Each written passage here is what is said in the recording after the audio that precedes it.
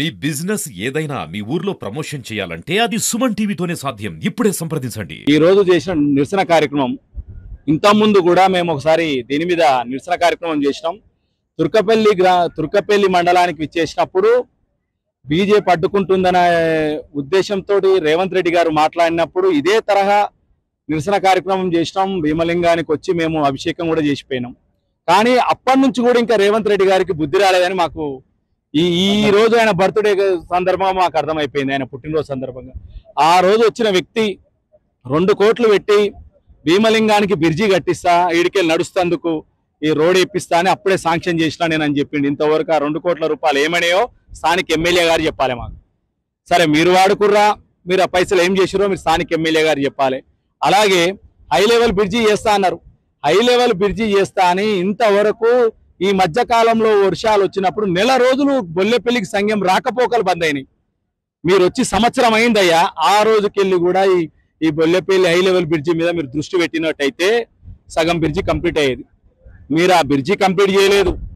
కావాలంటే ఇక్కడనే చూడండి, మీరు మీ విలేకరులు అందరైనా పాత్రికేయ మిత్రులు, ఒక గంటెడు మట్టి తీసిండా, తీయలేదు. ఓ చెంచా మట్టి తీయలే.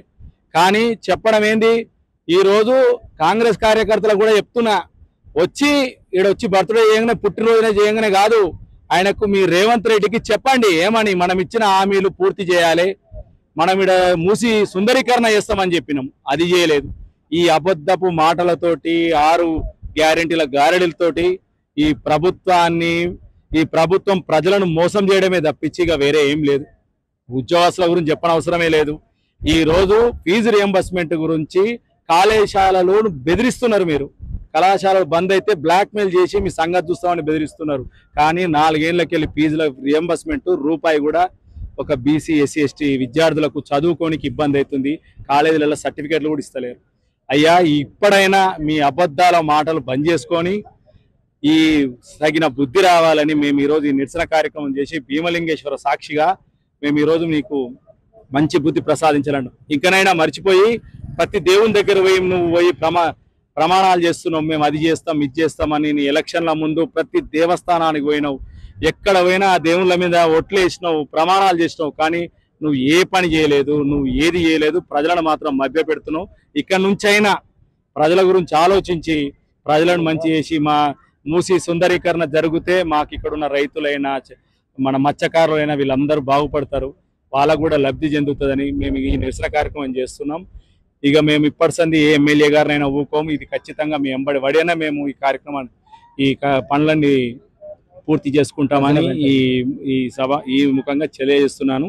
మన ముఖ్యమంత్రి బర్త్డే సందర్భంగా ఈ సంఘం భీమలింగేశ్వర స్వామిని దర్శించుకున్నాడు. స్వామివారు ఈ మురికిలో ఉన్నాడు, కాపాడుతాడేమని ఈ ప్రాంత ప్రజలందరూ కూడా ఎంతో ఆశపడ్డారు. ముఖ్యమంత్రి గారు స్వయంగా వచ్చి ఇక్కడ మూసిని సుందరీకరణ చేస్తా, భారతీయ జనతా పార్టీ సుందరీకరణ కాదు శుద్ధీకరణ చేయాలని శుద్ధీకరణ చేస్తా అన్నాడు. శుద్ధీకరణ ఇచ్చిపెట్టి ఇంతవరకు కూడా ఒక కాగితం కానీ ఏమి కానీ కదలలేదు. ఇక్కడ ప్రజలందరూ కూడా ముఖ్యమంత్రి వస్తే మత్స్యకారులు, రజకులు అందరూ కూడా, వ్యవసాయదారులు, పాడి పరిశ్రమ అందరు చేసేవాళ్ళు కూడా ఈ విషవాయువులను మేము తాగుతున్నాము, మా ఆరోగ్యాలు బాగుంటలేవు అని చెప్పి అందరూ బాధపడుతుంటే ముఖ్యమంత్రి వచ్చిన సందర్భంగా అందరూ కూడా చాలా సంతోషపడ్డారు, గర్వంగా ఫీల్ అయినరు. ఈ రోజు వరకు ముఖ్యమంత్రి మళ్ళా బర్త్డే వచ్చింది. దీని ఎక్కడ వేసిన గొంగడు అక్కడనే ఉన్నది. ఇక్కడ ఉన్నంత ప్రజానికం అందరూ కూడా ఇవాళ విషవాయువులు వాటర్ తాగి అస్వస్థతకు గురవుతారు. పోచంపల్లిలో కూడా మన మండల ప్రెసిడెంట్ కూడా వాటర్ ను చెక్ చేస్తే కూడా అందులో విషము కెమికల్స్ అన్నీ ఉన్నాయి. ఈ కెమికల్స్ వాటర్స్ అందరినీ కూడా ఈ భువనగిరి నియోజకవర్గానికి సంబంధించిన 4 మండల ప్రజలు, నకరేకల్ సంబంధించిన ప్రజలందరూ కూడా ఈ వాటర్ ను తాగి ఇక్కడ ప్రజలందరూ కూడా అనారోగ్యాలకు గురవుతారు. ఇక్కడ మత్స్యకారులు కూడా అందరూ కూడా ఉన్నా, వ్యవసాయం చేస్తున్న వాళ్ళు ఉన్నా, పాడి పరిశ్రమలు ఉన్నా, వాళ్ళ పాలు వాళ్ళు తాగలేకపోతున్నారు, వాళ్ళ చేపలు వాళ్ళు తినలేకపోతున్నారు. అంత కలుషితమైన నీటిని మనం ఇవాళ తాగుతున్నాం. దీని మీద ఒక అవగాహన లేదు రేవంత్ రెడ్డికి, దీని మీద చేయాలని అవగాహన లేదు. గత టిఆర్ఎస్ ప్రభుత్వం దాని అవినీతి మీద పాల్పడ్డది కాబట్టి 1,00,000 కోట్లు మింగినని ఒక ఆశతోనే పనిచేస్తున్నారు. దీని మీద ఎట్లయినా 1,00,000 కోట్లు మూసి ప్రక్షాళన చేసి సంపాదించుకోవాలన్నాడు ఒక అవగాహన లేదు, ఆలోచన లేదు. దీన్ని మూసిని ఎట్లా చేయాలని ఒక రూపకల్పన కూడా లేని ముఖ్యమంత్రి ఎవరైనా ఉంటే రేవంత్ రెడ్డి అనేది కూడా ఈ సందర్భంగా ఈ బూటకం మాటలు మానుకోవాలి.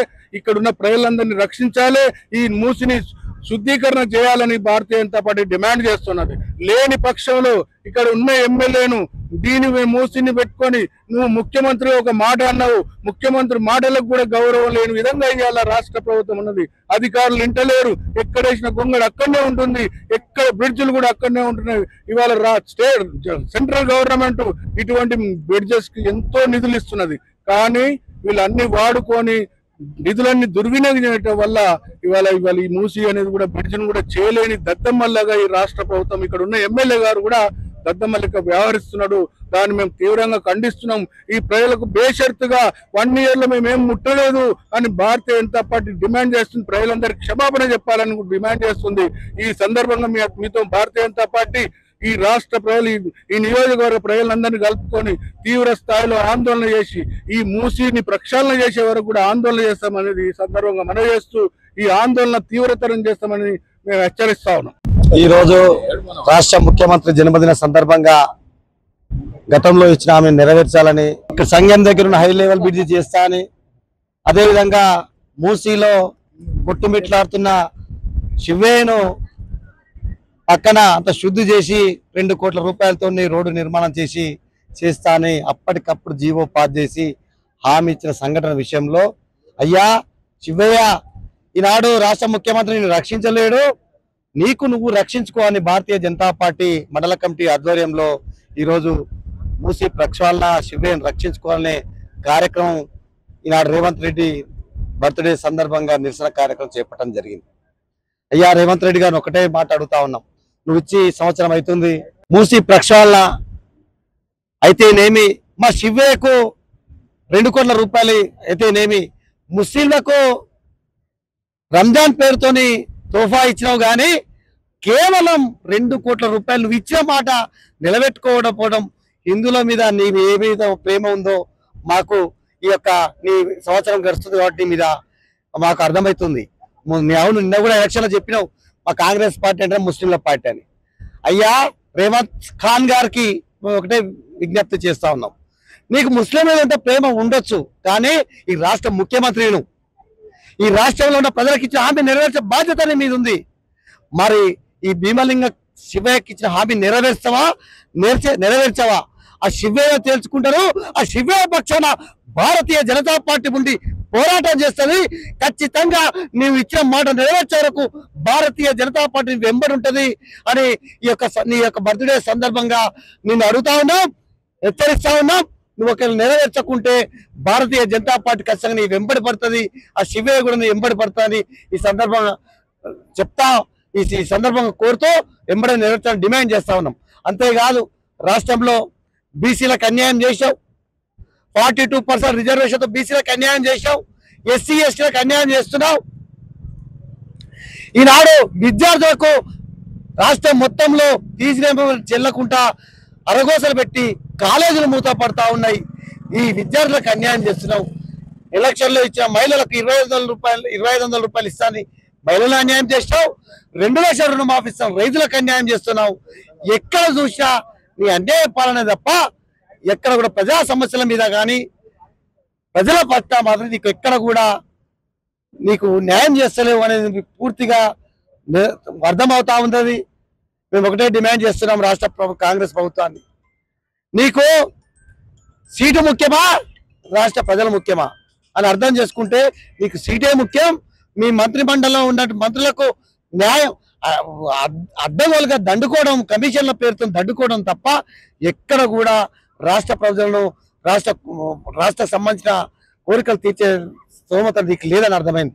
మేము భారతీయ జనతా పార్టీ జిల్లా పార్టీ పక్షాన్ని డిమాండ్ చేస్తా ఉన్నాం, ఈ జిల్లాలో ఉన్న ఫ్లైఓవర్ బ్రిడ్జీలు అయితేనేమి, మూసి ప్రక్షాళన అయితేనేమి, మీ వంతు ఎస్టిమేట్ వేసుకోరండి. స్థానిక ఎమ్మెల్యేకు స్థానిక ఎంపీ అంటే మేము ఉన్నాం, ఏదో జీవో రాగానే పట్టుకొని వచ్చినా నేనే శాంక్షన్ చేసిన అంటాడు. అయ్యా రేవంత్ రెడ్డి పాదయాత్ర చేసినప్పుడు నువ్వు పక్కకు లేవా? ఇది ఎందుకు కాలేదని అడుగుతా ఉన్నాం. ఇప్పటికైనా మీరు ఎస్టిమేట్ వేసి కేంద్ర ప్రభుత్వానికి పంపండి. మా కేంద్ర మంత్రులతో జిల్లా పార్టీ పక్షాన మేము మంజూరు చేసాక సిద్ధంగా ఉన్నాం.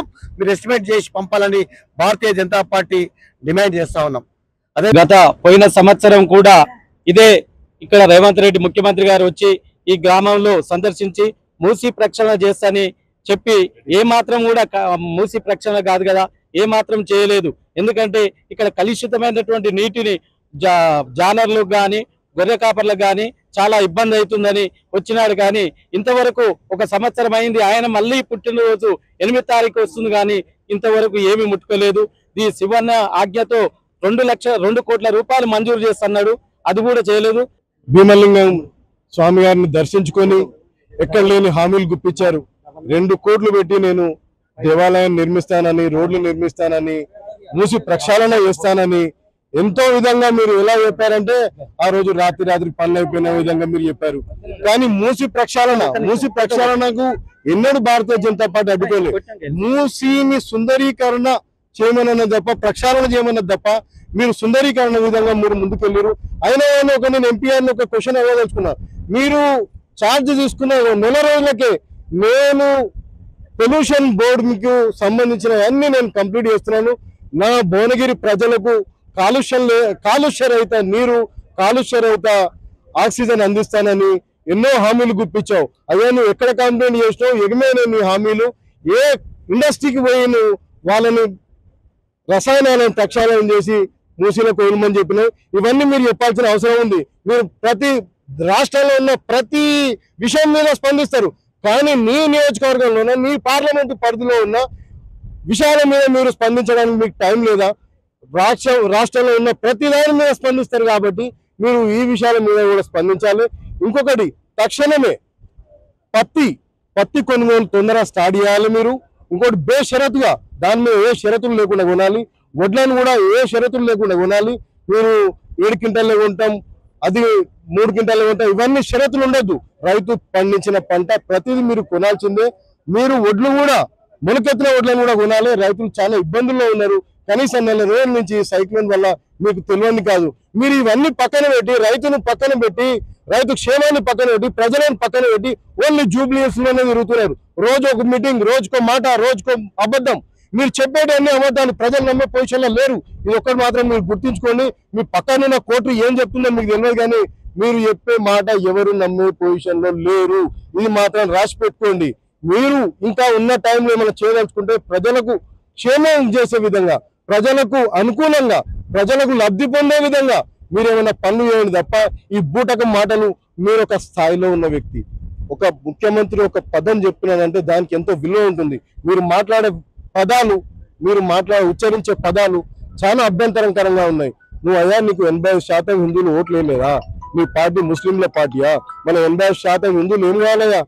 మేమున్నాం, భారతీయ జనతా పార్టీ ఉంది. మా ప్రాణాలని మానాలని అడ్డుకోనైనా వాళ్లకు హిందువులకు ఒక్క ఇబ్బంది కాకుండా చూసుకుంటాం. ఈ రోజు మీరు ఎవరిని పెట్టిరా క్యాండిడేట్ ని?